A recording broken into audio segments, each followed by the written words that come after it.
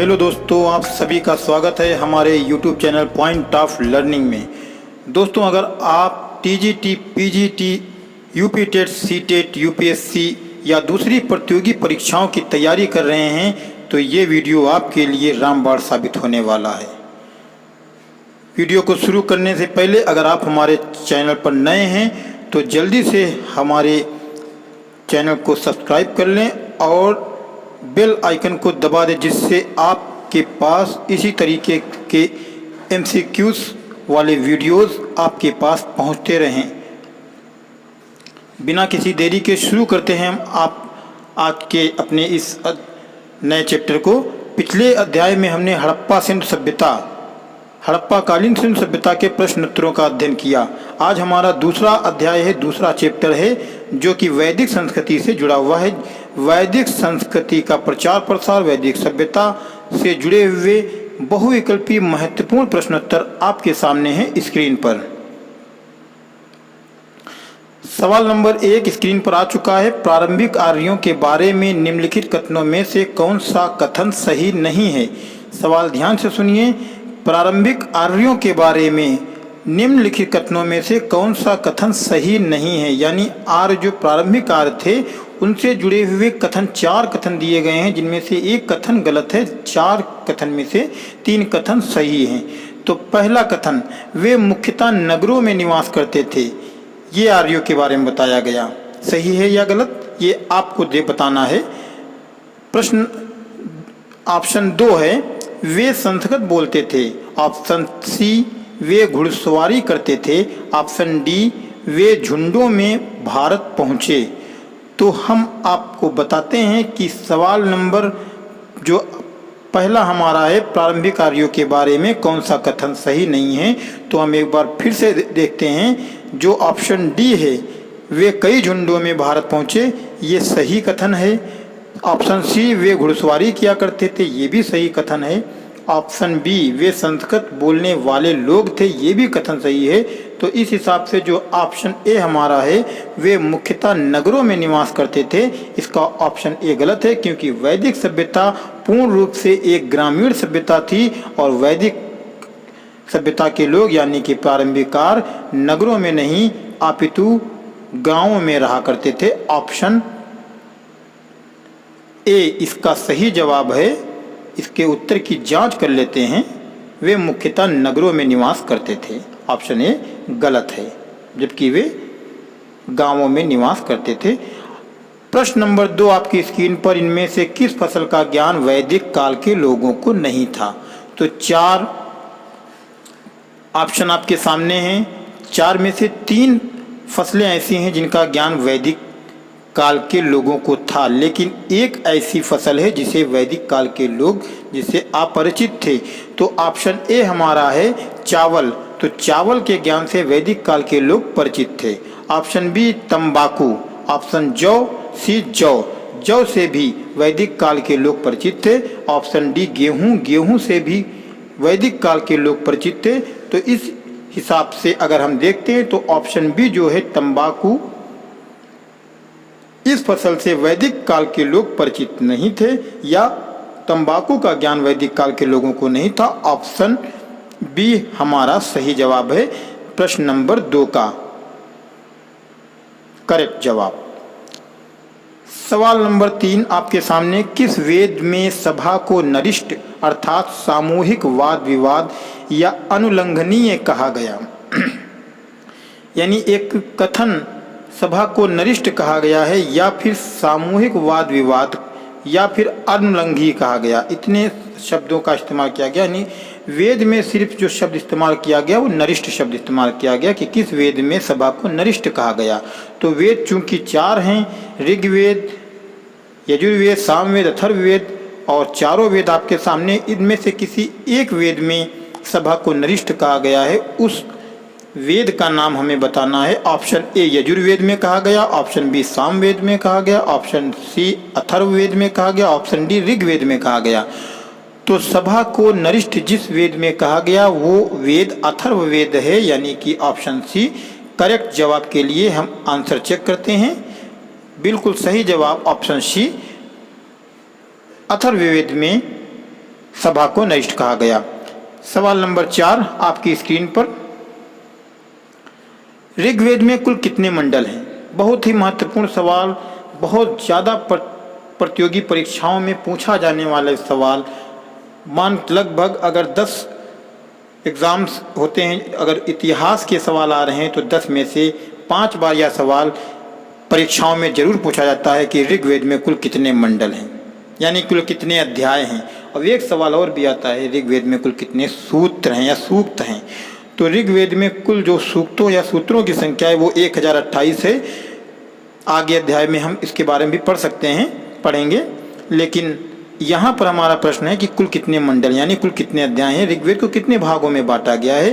तो ऋग्वेद को 7 भागों में नहीं बांटा गया है, ऋग्वेद को 8 भागों में भी नहीं बांटा गया है, ऋग्वेद को 9 भागों में भी नहीं बांटा गया है। ऑप्शन डी इसका करेक्ट जवाब है। ऋग्वेद को 10 भागों में बांटा गया, यानी कि ऋग्वेद में कुल 10 मंडल हैं।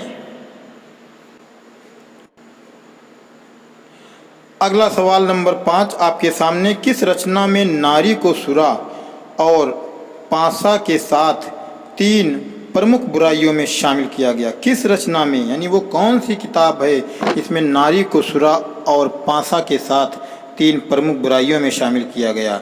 वो रचना मैत्रायणी संहिता है, वो रचना जावाल है, या शतपथ ब्राह्मण है, या छांदोग्य उपनिषद है? तो इसका सही जवाब है मैत्रायणी संहिता में नारी को सुरा और पासा के साथ 3 बुराइयों में शामिल माना गया। प्रश्न नंबर 5 का उत्तर ऑप्शन ए बिल्कुल सही जवाब। सवाल नंबर 6 आपकी स्क्रीन पर।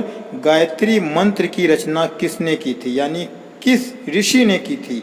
तो गायत्री मंत्र की रचना वशिष्ठ ने की थी, विश्वामित्र ने की थी, इंद्र ने की थी, परीक्षित ने की थी। गायत्री मंत्र का उल्लेख हमें ऋग्वेद में मिलता है, जो कि सबसे प्राचीन वेद है। इस मंत्र की रचना किस ऋषि ने की थी उसके बारे में हमें बताना है। तो गायत्री मंत्र की रचना ऋषि विश्वामित्र ने की थी। ऑप्शन नंबर बी इसका सही जवाब है। उत्तर की जांच बिल्कुल सही, विश्वामित्र। अवेस्ता और ऋग्वेद में समानता है। अवेस्ता किस क्षेत्र से संबंधित है? तो ऋग्वेद प्राचीन कालीन एक वेद है भारत का, और अवेस्ता भी एक धर्म की पवित्र किताब है। पारसी धर्म की अवेस्ता किताब है। क्योंकि पारसी धर्म भारत में नहीं पाया जाता था या फारस में पाया जाता था।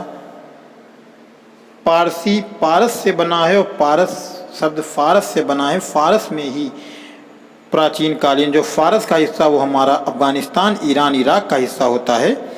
फारस में यह धर्म फला फूला पारसी धर्म, और पारसी धर्म की ही एक पवित्र किताब है वो अवेस्ता जेंद है, अवेस्ता है। अवेस्ता और ऋग्वेद में समानता है, लगभग बहुत सी चीज़ें समान मिलती हैं, लेकिन अवेस्ता किस क्षेत्र से संबंधित है? क्योंकि भारत में पारसी धर्म का ना उदय हुआ, ना पारसी धर्म के मानने वाले बहुत आयत लोग हैं। लेकिन ऋग्वेद भारत में ऋग्वेद की रचना भारत में हुई। तो यहाँ पे सवाल जो हमारा है वो सिर्फ इतना है कि अवेस्ता नामक जो ग्रंथ है वो किस क्षेत्र से संबंधित है? भारत से तो संबंधित नहीं हो सकता है, मिस्र से भी नहीं हो सकता, जैसा कि मैंने बताया ईरान से, और इजराइल से भी नहीं हो सकता है। ईरान से इस अवेस्ता नामक पुस्तक का संबंध है। सही जवाब ईरान। आर शब्द का शाब्दिक अर्थ क्या है? हर शब्द का कोई ना कोई शाब्दिक अर्थ होता है। यहाँ पर सवाल आर, क्योंकि आर भारत में सबसे पहले बसे आकर के आर्यों ने ही वैदिक सभ्यता की शुरुआत की, तो इस शब्द का शाब्दिक अर्थ क्या? यज्ञकर्ता या पुरोहित। यज्ञकर्ता या पुरोहित आर शब्द का शाब्दिक अर्थ नहीं है। विद्वान भी शाब्दिक अर्थ नहीं है। वीर और योद्धा भी इसका शाब्दिक अर्थ नहीं है। आर शब्द का अर्थ होता है श्रेष्ठ या फिर कुलीन। ऑप्शन नंबर डी इसका सही जवाब। सवाल नंबर 9 आपकी स्क्रीन पर। पूर्व वैदिक या ऋग्वैदिक संस्कृति का काल किसे माना जाता है? पूर्व वैदिक काल और ऋग्वैदिक काल एक ही चीज़ को कहा जाता है, या ऋग्वैदिक काल कहा जाएगा या पूर्व वैदिक काल कहा जाएगा। इसके अलावा एक उत्तर वैदिक काल है जो ऋग्वैदिक काल का ही नवीनतम रूप है। ऋग्वैदिक काल को पूर्व वैदिक काल कहते हैं। इसका समय बताना है 1500 ईसा पूर्व से 1000 ईसा पूर्व, 1000 ईसा पूर्व से 600 ईसा पूर्व, 600 से 600 ईस्वी तक, इनमें से कोई नहीं। तो 1000 ईसा पूर्व से 600 ईस्वी तक जो ऑप्शन बी है यह हमारा उत्तर वैदिक काल है। और चूंकि 600 ईसा पूर्व से 600 ईस्वी तक ये समय हमारा बहुत नवीनतम हो जाता है, तो जिसका ऑप्शन ए है 1500 ईसा पूर्व से 1000 ईसा पूर्व, यानी ईसा से लगभग 1000 से 1500 वर्ष पहले तक जो समय है वो पूर्व वैदिक या ऋग्वैदिक संस्कृति का काल माना जाता है। ऑप्शन ए इसका सही जवाब।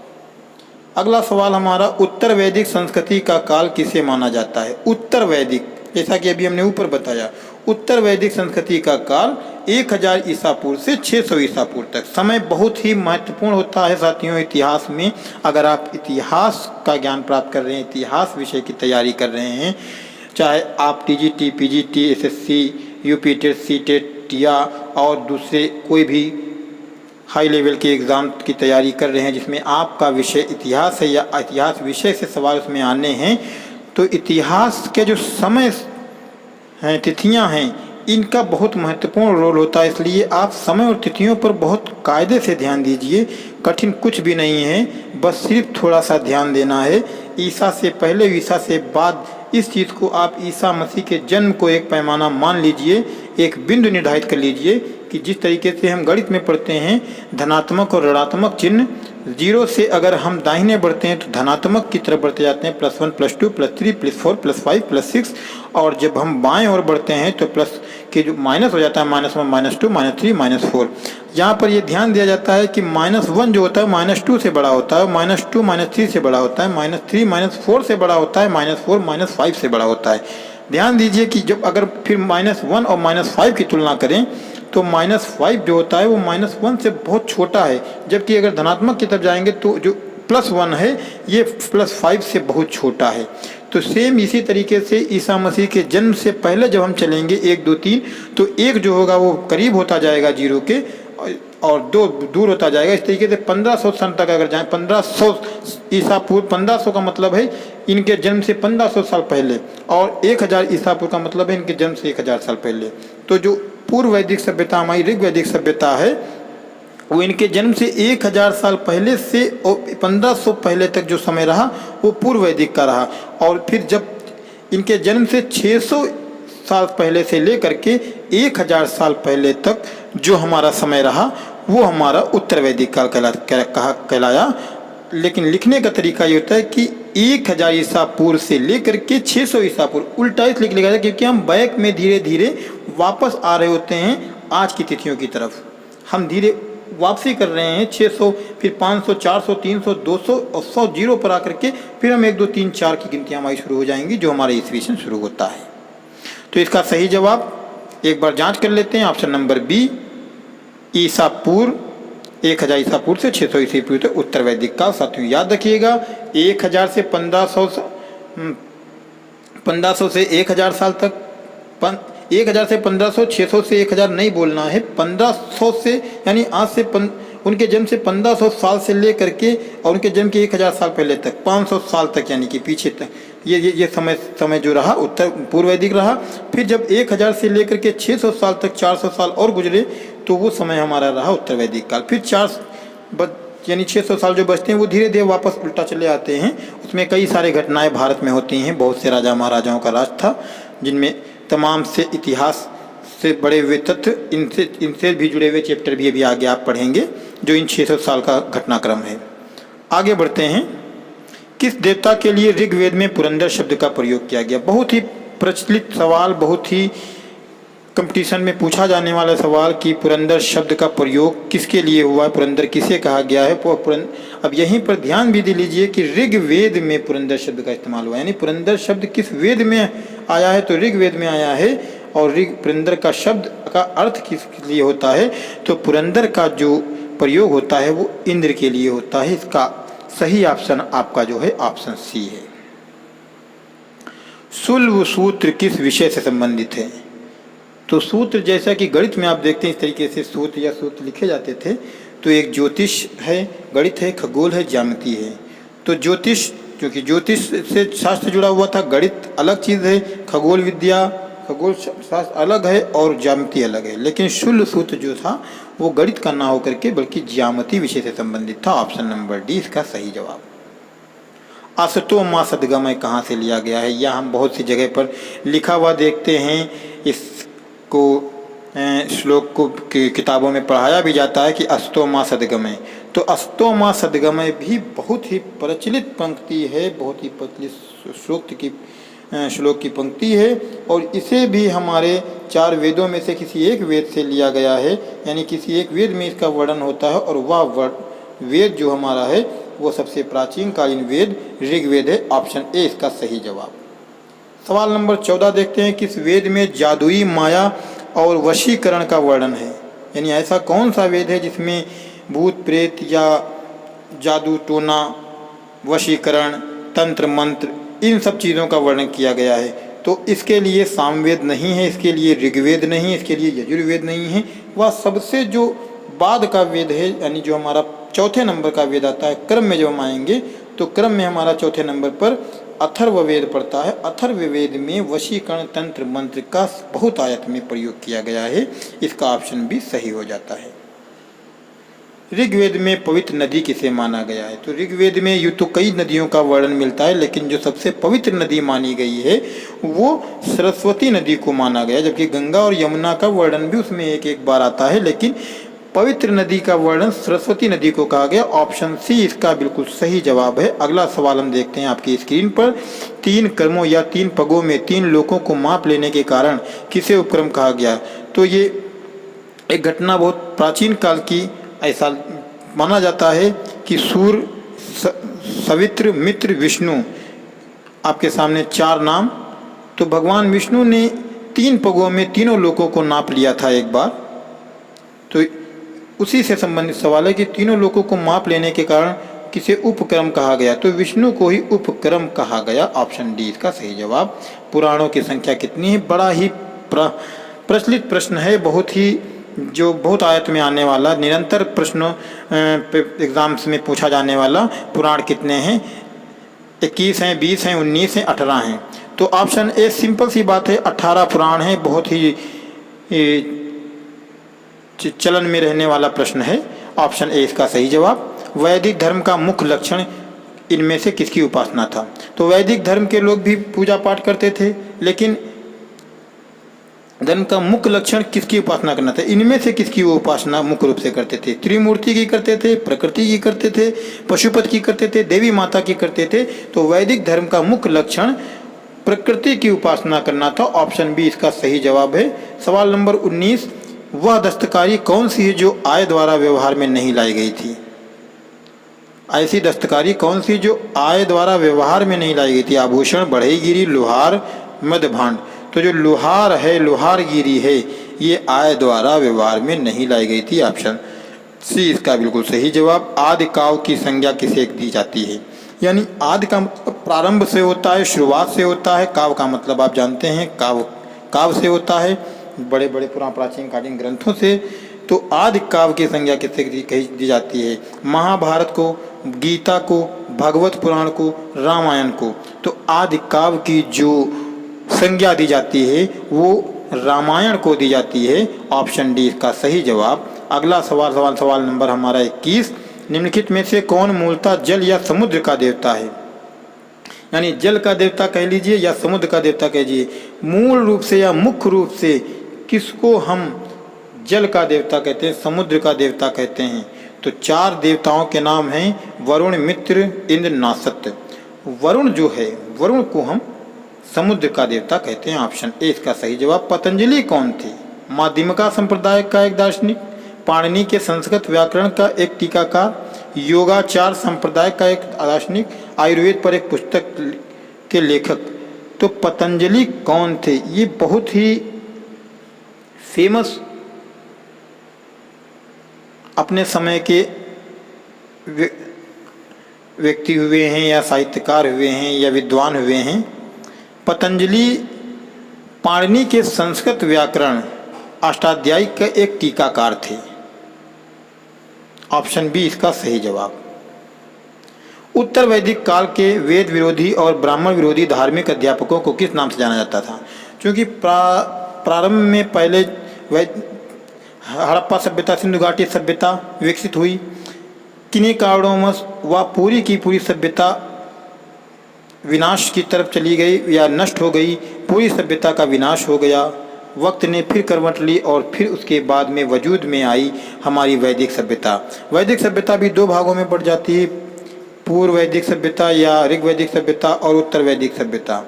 पूर्व वैदिक सभ्यता के बाद जब उत्तर वैदिक सभ्यता आती तो उत्तर वैदिक काल में कुछ लोग ऐसे थे, यानी कुछ ऐसे अध्यापक थे जो वेद विरोधी थे, जो वेदों का विरोध करते थे और ब्राह्मण विरोधी थे। धार्मिक अध्यापकों को किस नाम से जाना जाता था? तो यहाँ पर यह ध्यान दें कि पूर्व वैदिक या ऋग वैदिक सभ्यता थी उसमें बहुत सी कमियां थी, बहुत से दोष थे। उसी के विरोध में उत्तर वैदिक काल का प्रारंभ हुआ और यहाँ पर जो प्रारंभ हुआ तो इन्हीं कारणों से हुआ। वेदों का विरोध या ब्राह्मण विरोधी जो अध्यापक थे, अध्यापक ही थे जो इसका विरोध करते थे, तो उन्हें किस नाम से जाना जाता था? सवाल एक बार फिर से सुनते हैं, फिर ऑप्शन देखते हैं। उत्तर वैदिक काल के वेद विरोधी और ब्राह्मण विरोधी धार्मिक अध्यापकों को किस नाम से जाना जाता था? श्रेष्ठिन, यजमान, श्रमण, अथर्वण। तो इनको श्रमण के नाम से जाना जाता था। ऑप्शन नंबर सी सही है।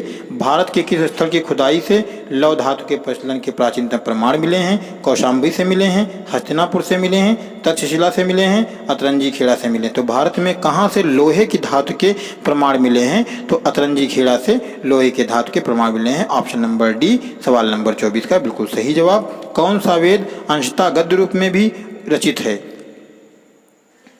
तो वेद चूंकि पद में रचे गए हैं, लेकिन एक वेद है जो गद्य में भी रचा गया है, तो कौन सा है? तो यजुर्वेद जो हमारा है वो कुछ अंश उसका गद्य रूप में भी रचित है।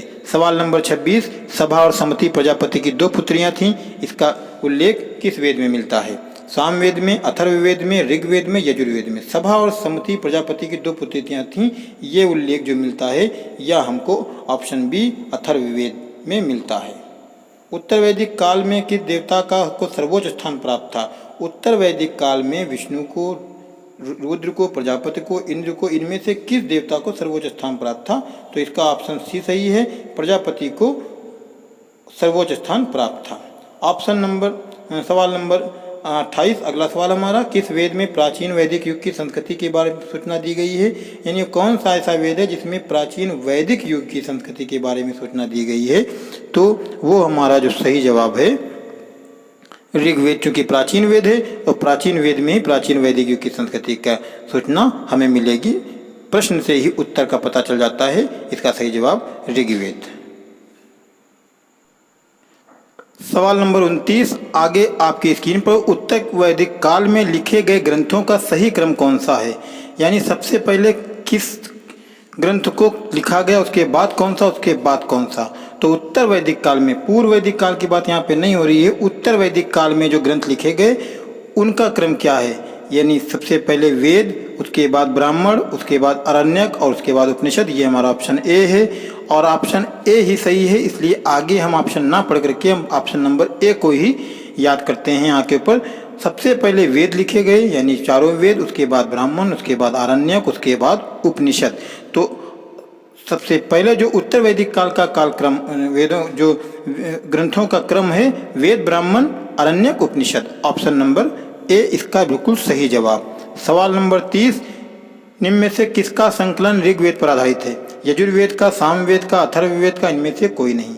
यानी कौन सा वेद है जो ऋग्वेद पर आधारित है? किसका संकलन ऋग्वेद के आधार पर किया गया? तो सामवेद का संकलन जो है ऋग्वेद के आधार पर किया गया। ऑप्शन बी सही जवाब।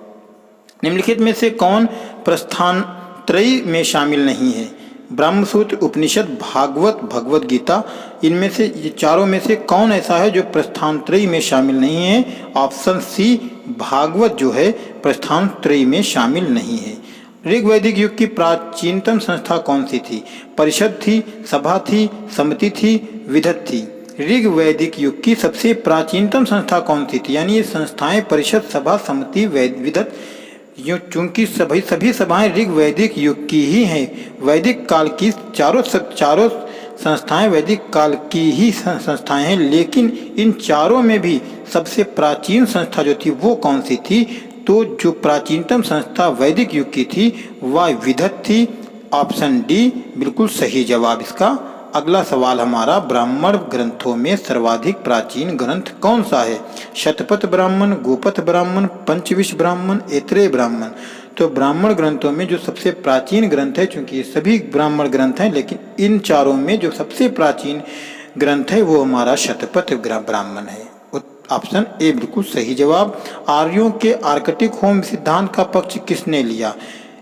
यानी कि आए भारत में बसे, तो भारत में आर्यों के बसने को लेकर के विद्वानों में बहुत मतभेद है। सभी विद्वान अपने अलग अलग मत देते हैं, जिनमें से एक मत यह भी कि आर्य आर्कटिक होम सिद्धांत का जो है आर्कटिक स्थान पर रहते थे, या एक आर्कटिक होम सिद्धांत का पक्ष किसने लिया था? तो ये बाल गंगाधर तिलक थे, बीजी तिलक थे। ऑप्शन नंबर बी बिल्कुल सही जवाब। संस्कारों की कुल कितनी संख्या है? 14 संस्कार होते थे, 15 संस्कार होते थे वैदिक काल में, या 16 से या 18 थे? तो संस्कारों की जो कुल संख्या थी वह 16 संस्कार थे। बहुत ही ये सवाल भी बहुत ही निरंतर पूछा जाने वाला है, प्रचलित सवाल है। संस्कारों की कुल संख्या 16 थी। अगला सवाल हमारा सवाल नंबर 36, ऋग्वेद का कौन सा मंडल पूर्णतः सोम को समर्पित है? जैसा कि हमने पिछले वीडियोज में जो हमारी पुस्तकों का ज्ञान चल रहा है, अध्ययन 6, 7, 8 का, उसमें हमने बताया है कि सोम एक पौधे का नाम था, और उस वक्त वैदिक काल में सोम जो था एक देवता के रूप में पूजा जाता था। ऋग्वेद में कौन सा मंडल पूरी तरीके से सोम को समर्पित है? 10वां मंडल, 7वां मंडल, 8वां मंडल, 9वां मंडल? तो जो 9वां मंडल है वो सोम को पूर्णतया सोम को ही समर्पित है। इसका सही जवाब 9वां मंडल, ऑप्शन डी बिल्कुल सही। सवाल नंबर 33, अगला सवाल हमारा, प्रसिद्ध 10 राजाओं का युद्ध, 10 राज युद्ध किस तट पर लड़ा गया? पर्शिनी नदी के किनारे, गंगा नदी के किनारे, ब्रह्मपुत्र नदी के किनारे, कावेरी नदी के किनारे? तो 10 राजाओं का जो युद्ध लड़ा गया वो पर्शिनी नदी के किनारे लड़ा गया। ऑप्शन ए सही जवाब। गोत्र व्यवस्था का प्रचलन कब से आई है? गोत्र व्यवस्था प्रचलन में कब से आई? यानी कि जो आज आधुनिक लोग हैं सभी में एक गोत्र पाया जाता है कि आप किस गोत्र के हैं। तो गोत्र व्यवस्था का चलन कब से शुरू हुआ? वैदिक काल में शुरू हुआ, उत्तर वैदिक काल में शुरू हुआ, महाकाव्य काल में शुरू हुआ, सूत्र काल में शुरू हुआ? तो चूंकि महाकाव्य काल सूत्र काल में तो नहीं शुरू हुआ, लेकिन वैदिक काल में शुरू हुआ। अब वैदिक काल में भी हमारे सामने 2 काल आते हैं, ऋग वैदिक काल या उत्तर वैदिक काल। तो गोत्र व्यवस्था का प्रचलन उत्तर वैदिक काल में शुरू होता है।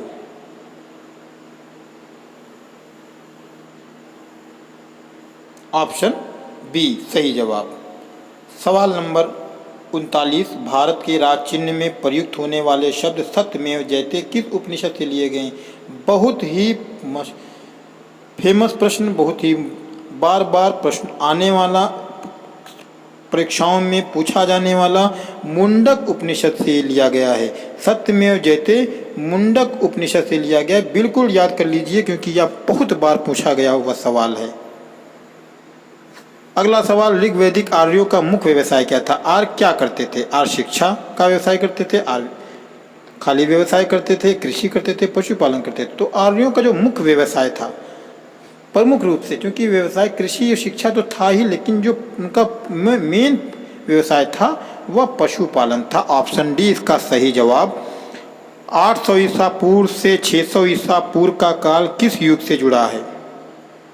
ब्राह्मण युग से जुड़ा है, सूत्र युग से जुड़ा है, रामायण युग से जुड़ा है, या महाभारत युग से जुड़ा है? क्योंकि ये जो 800 से 600 ईसा पूर्व का आप काल देखेंगे तो ये काल जो है उत्तर वैदिक काल के अंतर्गत है, और उत्तर वैदिक काल में ही तमाम से विरोध शुरू हुए थे ब्राह्मण ग्रंथों के। तो यहाँ पर आप देख सकते हैं ऑप्शन ए जो हमारा है बिल्कुल सही जवाब है, ब्राह्मण युग। चरक संहिता नामक पुस्तक किस विषय से संबंधित है? राजनीति से संबंधित है? तो नहीं संबंधित है। चिकित्सा से संबंधित है? हाँ चिकित्सा से संबंधित है। धर्म से संबंधित है? अर्थ से संबंधित है? नहीं, ना धर्म से ना ही अर्थ से। चरक संहिता चरक ने लिखी, और चरक संहिता नामक पुस्तक मुख्य रूप से जो है वह पूरी की पूरी चिकित्सा व्यवस्था से संबंधित, चिकित्सा पद्धति से जुड़ी हुई है। ऑप्शन बी इसका सही जवाब। प्रथम विधि निर्माता कौन थे, यानी विधि किसने प्रथम बार लिखी? चंद्रगुप्त ने लिखी? नहीं। सेल्यूकस ने लिखी? नहीं। मनु ने लिखी? नहीं। चाणक्य ने लिखी? नहीं। तो अब जब सब नहीं है तो सही क्या है, लिखते हैं जो प्रथम विधि निर्माता थे वो हमारे मनु थे, इन्होंने मनुस्मृति लिखी। ऑप्शन सी इसका सही जवाब। किस काल में अछूत की अवधारणा स्पष्ट रूप से उदित हुई, यानी अछूत, छुआछूत जो ये धारणाएं शुरू हुई ये कौन से काल में शुरू हुई? ऋग वैदिक काल में शुरू हुई, उत्तर वैदिक काल में शुरू हुई, उत्तर गुप्त काल में शुरू हुई, धर्मशास्त्र के काल में शुरू हुई? तो वैदिक काल में इस तरीके के भेदभाव मतभेद नहीं थे। ये जो इस तरीके की अवधारणाएं छूत अछूत वाली शुरू हुई ये धर्मशास्त्र के काल में शुरू, जब धार्मिकता बहुत ज़्यादा बढ़ गई थी और भेदभाव बहुत ज़्यादा बढ़ गया था, धर्मशास्त्र के काल में। ऑप्शन डी सही जवाब। व्रीहि शब्द किसके लिए प्रयुक्त हुआ? चावल के लिए, गेहूं के लिए, जौ के लिए, कपास के लिए। 4 फसलें आपके सामने ऑप्शन में दी गई हैं। चारों फसलों में से एक व्रीहि शब्द का प्रयोग किया जाता है, इनमें से किसी एक से। चूँकि हम आधुनिक समय में चावल, गेहूं, जौ, कपास इन नामों से इन फसलों को जानते हैं, लेकिन प्राचीन काल में लोग इनके लिए दूसरा शब्द इस्तेमाल करते थे। इन फसलों के लिए दूसरे शब्दों को इस्तेमाल किया जाता था। क्योंकि भाषा भी संस्कृत थी तो संस्कृत में लगभग इनको सब बोला जाता था। व्रीहि शब्द लेकिन किस फसल को कहा जाता था? तो इसका पहला ऑप्शन ए जो होता है वो सही हो जाता है। चावल को व्रीहि कहा जाता था। गायत्री मंत्र देवी सवित को संबंधित किस पुस्तक में मिलता है? बहुत ही बार ऐसा सवाल जो घूम के आता है। हमने पहले बताया कि गायत्री मंत्र जो है ऋग्वेद में गायत्री मंत्र की रचना की गई है और ऋग्वेद में गायत्री मंत्र शामिल है। वर्णन जो आपको मिलेगा ऋग्वेद में मिलेगा। ऑप्शन बी इसका सही जवाब। सबसे प्राचीन वेद कौन सा है? फिर वही सवाल आपका घूम के आ रहा है। ऑप्शन सी ऋग्वेद सबसे प्राचीन वेद है। कौन भारतीय दर्शन की आरंभिक विचारधारा है? वैशेषिक, मीमांसा, योग, सांख्य। तो सांख्य जो है भारतीय दर्शन की आरंभिक विचारधारा है। ऑप्शन डी इसका सही जवाब। प्राचीनतम विवाह संस्कार का वर्णन करने वाला विवाह सूक्त किसमें पाया जाता है? विवाह संस्कार का वर्णन करने वाला विवाह सूत्र किसमें पाया जाता है? तो चूंकि प्राचीन वेद हमारा ऋग्वेद है और इसी में सबसे ज़्यादा सूत्रों का वर्णन किया गया, ज़्यादातर चीज़ों से जुड़ी हुई हैं, तो विवाह सूत्र का वर्णन भी ऋग्वेद में मिलता है। ऑप्शन ए इसका सही जवाब है। अगला सवाल हमारा सवाल नंबर 50 पर हम पहुँच चुके हैं। 6 प्रश्न इसके बाद और बचते हैं आपके। 56 टोटल प्रश्न इस अध्याय में। ऋग्वेद में अघन वध योग्य नहीं है शब्द का प्रयोग किसके लिए किया गया? यानी एक ऐसा पशु जो कि जिसका वध ना किया जाए। ऋग्वेद में ये वर्णन साफ साफ मिलता है कि अघन उस शब्द उस पशु के लिए इस्तेमाल किया है। ब्राह्मण यानी ब्राह्मण को या स्त्री को या पुरोहित को या गाय को। तो चूंकि हमने पहले ही बता दिया कि जो अघन कहा गया ब्राह्मण को नहीं कहा गया, स्त्री को नहीं कहा गया, पुरोहित को नहीं कहा गया, चूँकि वध तो इन सबका ही सही नहीं है, किसी का वध नहीं किया जा सकता इस तरीके से। लेकिन अघन जो है वो गाय के लिए प्रयोग किया गया है। ऋग्वेद में अघन वध योग्य नहीं है शब्द का प्रयोग जो किया गया वो गाय के लिए किया गया है। ऑप्शन बी इसका सही जवाब। कौन सी स्मृति प्राचीनतम है? चूँकि प्राचीन समय में कुछ स्मृतियाँ भी लिखी गई। नारद स्मृति लिखी गई, पाराशर स्मृति लिखी गई, मनु स्मृति लिखी गई, याज्ञवल्क्य स्मृति लिखी गई। तो सवाल देख करके ही पता चल जाता है जो सबसे प्राचीन विधि निर्माता थे वो हमारे मनु थे और जो सबसे प्राचीन स्मृति है वो मनु की मनु स्मृति है। ऑप्शन सी सही जवाब। वैदिक नदी कुभा, जिसको काबुल के नाम से भी कहा जाता है, का स्थान कहाँ निर्धारित होना चाहिए? चीनी तुर्किस्तान में होना चाहिए, कश्मीर में होना चाहिए, पंजाब में होना चाहिए। तो कुभा और काबुल शब्द जो हैं ये अफगानिस्तान से जुड़े हुए हैं, इसमें कुछ सोचना ही नहीं। ऑप्शन नंबर डी आप बिल्कुल लगा सकते हैं, बिल्कुल सही जवाब अफगानिस्तान में। सवाल नंबर 53 हमारा अंतिम पड़ाव की ओर हमारा अध्याय। आरंभिक वैदिक साहित्य में सर्वाधिक वर्णित नदी कौन सी है? ये सवाल हमने सबसे पहले बताया था कि सबसे ज़्यादा किस नदी का उल्लेख वैदिक सभ्यता आरंभिक वैदिक साहित्य में, यानी वैदिक साहित्य में, यानी वैदिक साहित्य का मतलब यह है ऋग्वेद में सबसे ज़्यादा किस नदी का वर्णन किया गया है? तो वह नदी जो हमारी है वह सिंधु नदी है। सरस्वती नदी सबसे ज़्यादा पूज्य नदी थी। गंगा नदी और यमुना नदी का एक बार वर्णन है, लेकिन जो सबसे ज़्यादा जिसका वर्णन किया गया है वो सिंधु नदी है ऋग्वेद में। ऑप्शन ए सही जवाब। आर्य शब्द इंगित करता है, आर्य शब्द से मतलब किस चीज़ का संकेत मिलता है? भाषा समूह का संकेत मिलता है, श्रेष्ठ वंश को इंगित संकेत देता है, नरजाति समूह को इंगित करता है, यायावरी जन को इंगित करता है। तो जो हमारा आर्य शब्द है वह श्रेष्ठ वंश की तरफ संकेत करता है, श्रेष्ठ वंश को इंगित करता है। ऑप्शन बी सही जवाब। सवाल नंबर 55, वैदिक समाज की आधारभूत इकाई थी? विश थी, जन थी, कुल या कुटुंब यानी परिवार था, ग्राम था। जो चूँकि सबसे छोटी इकाई मान लीजिए आधारभूत यानी सब शुरुआत कहाँ से होती है समाज की?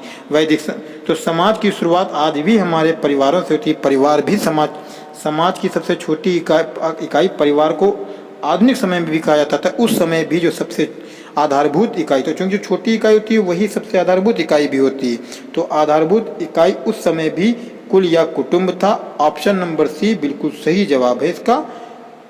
अगला सवाल हमारा और अंतिम सवाल आज के इस अध्याय का, मनुस्मृति मुख्यतया संबंधित है कानून से, राज्यकार पद्धति से, अर्थशास्त्र से, समाज व्यवस्था से। मनुस्मृति मुख्यतया संबंधित है समाज व्यवस्था से।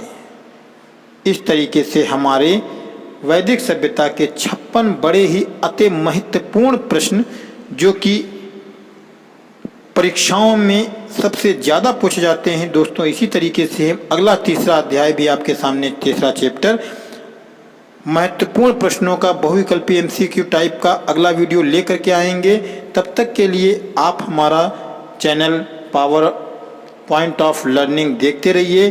अगर चैनल पर आप नए हैं तो प्लीज़ चैनल को सब्सक्राइब कर लें, दोस्तों में शेयर करें और बेल आइकन दबा दें आप हमें, जिससे आपको नोटिफिकेशन हमारे वीडियोस की मिलती रहें। आप हमें कमेंट बॉक्स में फीडबैक देते रहें, हम प्रोत्साहित करते रहें और बने रहिए हमारे साथ। आप किसी भी एग्ज़ाम की तैयारी कर रहे हैं, चाहे वो कोई भी एग्ज़ाम हो, यूपी टेट हो, सी टेट हो, टीजीटी, एलटी, पीजीटी, पेट या दीगर कोई भी एग्ज़ाम, जिस तरीके की कोई भी परीक्षा की तैयारी कर रहे हैं, आप हमसे जुड़े रहिए। हम आपकी हर संभव मदद करते रहेंगे अपने चैनल के माध्यम से। देखते रहिए पॉइंट ऑफ लर्निंग।